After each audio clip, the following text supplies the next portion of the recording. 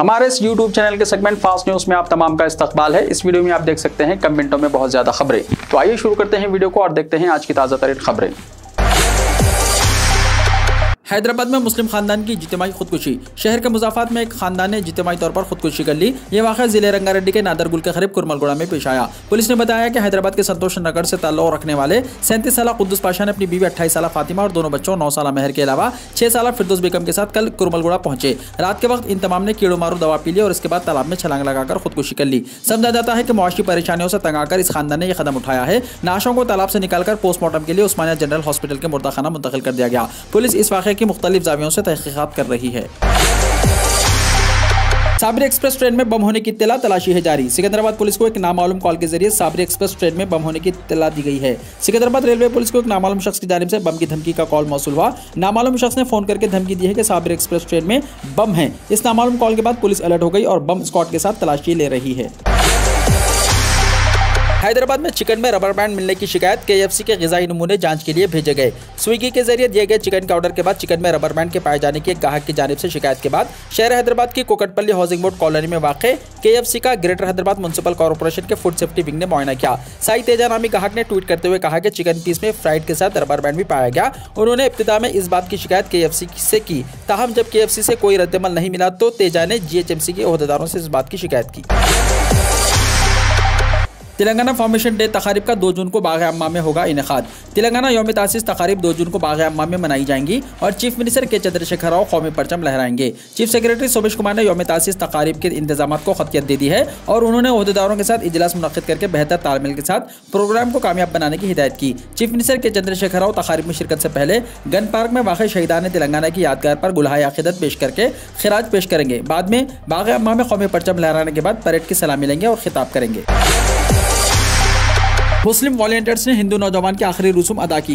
दिलों को पिघला देने वाले एक वाक़े में शहर हैदराबाद में कुछ मुस्लिम अफराद ने एक 23 साला हिंदू नौजवान की आखिरी रसूमात अदा की, जिसका खराबी सेहत की वजह से इंतकाल हो गया था। यह नौजवान कोलकाता से ताल्लुक़ रखता था। उसकी माँ और बहन इलाज के लिए उसे उस्मानिया हॉस्पिटल लाए थे, ताहम उसकी मौत हो गई। हेल्पिंग हैंड फाउंडेशन के वॉलंटियर्स ने मतूफी की माँ और बहन को रोते देखा क्योंकि वो आखिरी रसूमात अदा करने के मौक़िफ़ में भी नहीं थे। उन वॉलंटियर्स ने फौरी हरकत में आते हुए दवाखाने के उमूर मुकम्मल किए, पंजागुट्टा शमशान में आखिरी रसूम की अदायगी का इंतजाम किया और नाश मुंतकिल करने के लिए एम्बुलेंस का इंतजाम भी किया।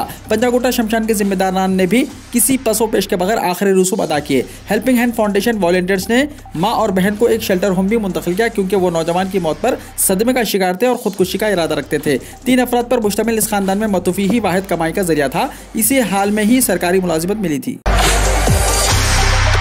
तेलंगाना में मुआशी बहरान, तनख्वाहों की अदायगी मुमकिन नहीं। कांग्रेस के रुकन पार्लियामेंट उत्तम कुमार रेड्डी ने इल्जाम आयद किया है कि तेलंगाना मुआशी बहरान की तरफ बढ़ रहा है। KCR हुकूमत की गलत पॉलिसियों के नतीजे में आइंदा चंद महीने में हुकूमत सरकारी मुलाजिमिन को तनख्वाहों की अदायगी के मौक़िफ़ में नहीं रहेगी। उत्तम कुमार रेड्डी सूर्यापेट जिले के हुजूराबाद असेंबली हल्के में रच्चा बंडा प्रोग्राम के तहत 10वें दिन किसानों से मुलाकात कर रहे थे। उन्होंने मुख्तलिफ मवाज़ियात का दौरा करते हुए किसानों को वरंगल डिक्लेरेशन की तफसीलात से वाकिफ करवाया, जिसमें कांग्रेस बरसर इख्तिदार आने के बाद खर्च की मुआफ़ी और दीगर मुराद का ऐलान किया गया है।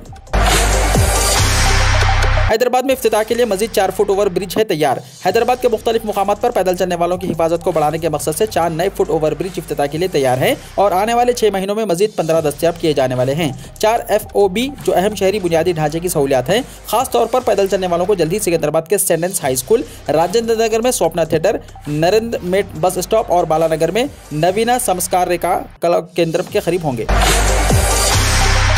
हैदराबाद में एक और पब पर धावा, 28 गिरफ्तार, डांसर्स भी है शामिल। टास्क फोर्स ने सिकंदराबाद इलाके के एक होटल में वाक़े पब पर धावा किया है। पुलिस को बावसूं ज़राए से इत्तला मिली थी कि यहाँ नीम उरिया कपड़ों में खवातीन डांसर्स के जरिए डांस करवाते हुए ग्राहकों को राग़िब करवाया जा रहा है। पुलिस ने यहाँ से डांसर्स पब के जिम्मेदार समेत 10 लड़कियों जुमला 28 अफराद को हिरासत में ले लिया है। मजीद तफसीलात का इंतजार है। वाज़ेह है कि पुलिस ने 3 दिन पहले ही सिकंदराबाद के रामगोपालपेट इलाके के एक पब पर धावा करके 8 डांसर्स और दूसरों को गिरफ्तार कर लिया था।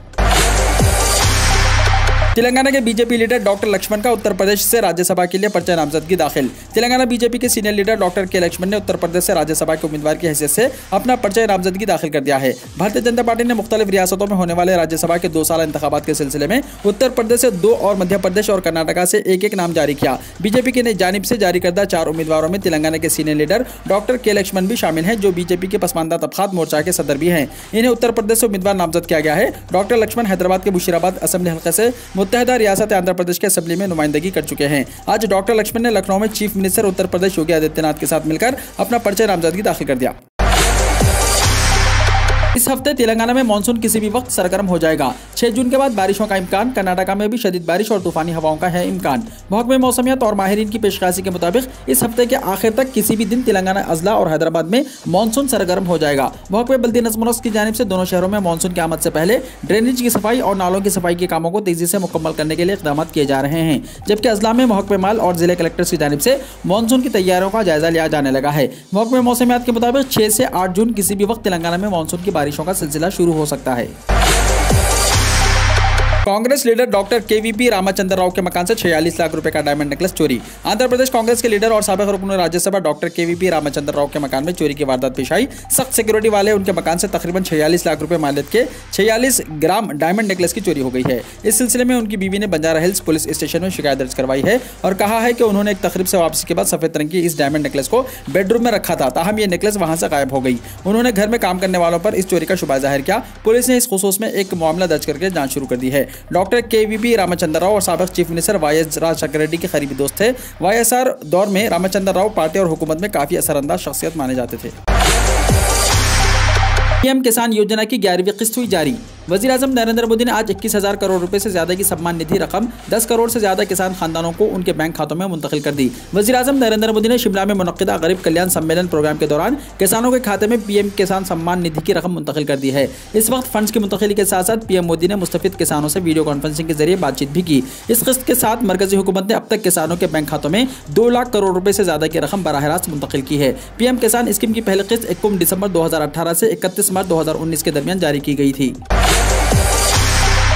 इसके बाद से अब तक हर साल हुकूमत किसानों को 6-6 हज़ार रुपये सालाना दे रही है। इस स्कीम की 11वीं किस्त की मुंतकिली के प्रोग्राम में पोसा दिल्ली से मरकजी वज़ारत ज़राअत नरेंद्र सिंह तोमर भी मौजूद थे। ताहम अगर आप एक अहल किसान हैं तो इस स्कीम का फ़ायदा उठाने के लिए आपके KYC को अपडेट करना लाजमी है। KYC को अपडेट करने की आखिरी तारीख 31 में है। गुज़िश्ता 8 सालों में वज़ीर आज़म के बजाय मैंने खुद को प्रधान सेवक के तौर पर देखा है, नरेंद्र मोदी ने कहा। शिमला के रज मैदान से 130 करोड़ हमवतनों को अपना कुम्मा बताते हुए वज़ीर आज़म नरेंद्र मोदी ने मंगल को मुल्क के एहतराम, सलामती, खुशहाली, खुशी और बहबूद के अज़म को दोहराया। उन्होंने कहा कि गुज़िश्ता 8 सालों में मैंने खुद को एक बार भी वज़ीर आज़म नहीं देखा। जब मैं दस्तावेज़ात पर दस्तखत करता हूँ तो मेरे पास PM की जिम्मेदारी है, लेकिन जैसे ही फाइल खत्म होती है मैं सिर्फ 130 करोड़ लोगों का प्रधान सेवक हूँ, जो मेरी जिंदगी का सब कुछ है। वज़ीर आज़म शिमला के तारीखी रज मैदान में नेशनल डेमोक्रेटिक अलायंस यानी NDA की ज़ेर क़यादत हुकूमत के 8 साल मुकम्मल होने के मौके पर मुनक्किदा गरीब कल्याण सम्मेलन से खिताब कर रहे थे। राकेश टिकैत पर हमले के खिलाफ शदीद एहतजाज। बेंगलुरु में किसान लीडर राकेश टिकैत पर स्याही फेंके जाने के बाद BKU के कारकुनों में शदीद नाराजगी है। मुजफ्फरनगर में कई मुकामात पर राकेश टिकैत के हामियों का शदीद एहतजाज देखा गया। कर्नाटका के बेंगलुरु में किसान लीडर राकेश टिकैत पर स्याही फेंकने के वाक़े के बाद मुजफ्फरनगर में भारतीय किसान यूनियन के कारकुनों में जबरदस्त गम और गुस्सा है। वाक़े की मजम्मत करते हुए BKU के कारकुनों ने कर्नाटका हुकूमत से मुलजिमीन को सख्त सजा देने का मुतालबा किया है। किसानों की राजधानी ससोली में BKU के कौमी सदर ने राकेश टिकैत पर स्याही फेंके जाने के बाद हंगामाई पंचायत बुलाई है और कर्नाटका हुकूमत को शदीद तनकीद का निशाना बनाया। बीजेपी के रुकन असेंबली पर सहाफ़ी का अगवा कर मारपीट का इल्जाम। मध्य प्रदेश के कटनी जिले के बीजेपी रुकन असेंबली और साबिक वजीर संजय पाठक पर एक सहाफ़ी का अगवा करके उसके साथ मारपीट करने का इल्जाम लगा है। इल्जाम है कि गैर कानूनी कांगनी के लगे इल्जामात पर खबर दिखाने से नाराज रुकन असेंबली ने सहाफ़ी के कुंबे के साथ असमत देरी की धमकी भी दी है। पुलिस इस मामले की जाँच करने में मसरूफ़ है, लेकिन रवैया टाल मटोल वाला अख्तियार किया जा रहा है। सतेंद्र जैन 9 जून तक ED की हिरासत में। दिल्ली के वजीर सतेंद्र जैन को मनी लॉन्ड्रिंग के मुबैना मामले में 9 जून तक इन्फोर्समेंट डायरेक्टोरेट की तहवील में भेज दिया गया है।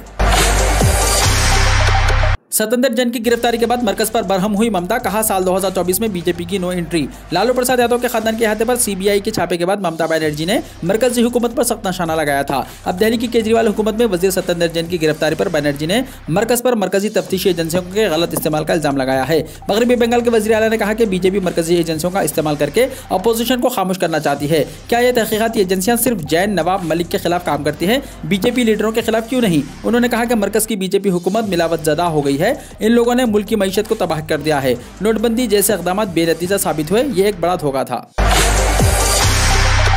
हार्दिक पटेल 2 जून को बीजेपी में शामिल होंगे। गुजरात में पट्टेदार तबके से ताल्लुक रखने वाले कांग्रेस के साबिक लीडर हार्दिक पटेल 2 जून को बीजेपी में शामिल होंगे। पाटीदार तबके को तहफ़्फ़ुज़ फराहम करने का मुतालबा करते हुए हार्दिक पटेल ने जबरदस्त तहरीक चलाते हुए कौमी सतह पर असरअंदाज हुए थे, जिसके बाद कांग्रेस पार्टी ने इन्हें पार्टी में शामिल कर लिया था। तहम हार्दिक ने 18 मई को कांग्रेस से इस्तीफा दे दिया था। सियासी माहिरीन का कहना है कि रियासत में असेंबली इंतखाबात से पहले हार्दिक का जाना कांग्रेस के लिए बड़ा नुकसान है।